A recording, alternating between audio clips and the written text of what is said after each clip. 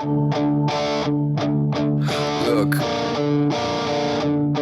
if you had one shot or one opportunity to seize everything you've ever wanted in one moment, would you capture or just let it slip?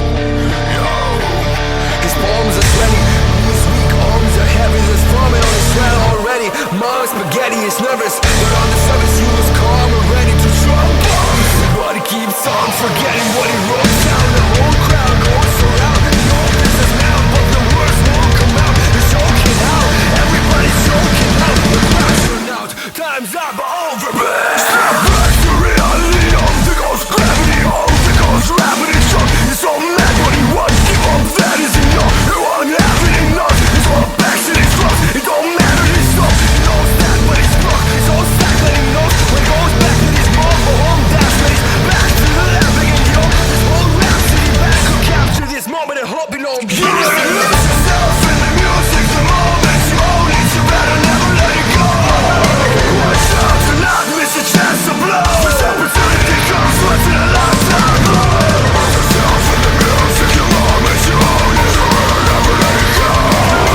Watch out to not miss a chance to blow. This opportunity comes once in a lifetime. Escaping through this hole that escaping.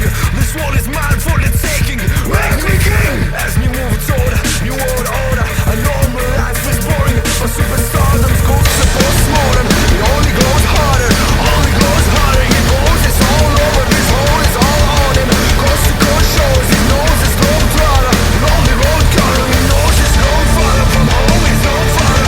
He goes home and but he knows his own daughter. I hope he knows, cause here he goes, the cold water. His own don't want him no more, his gold brother. He moves on to the next flow, who flows, he knows over his own honor.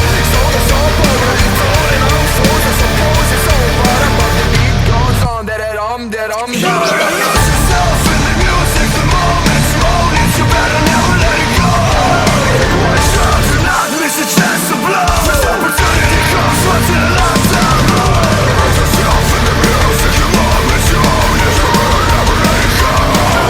Watch out to not miss a chance to blow. This opportunity comes once in a lifetime. No more games, I'ma change what you call rage. Tear this motherfucker roof off like two dogs' cage. I was playing in the beginning, the mood all changed. Loud and shoot up and speed it up to put on stage. But kept rhyming and step right in the next cipher. Best believe somebody's paying the pipe.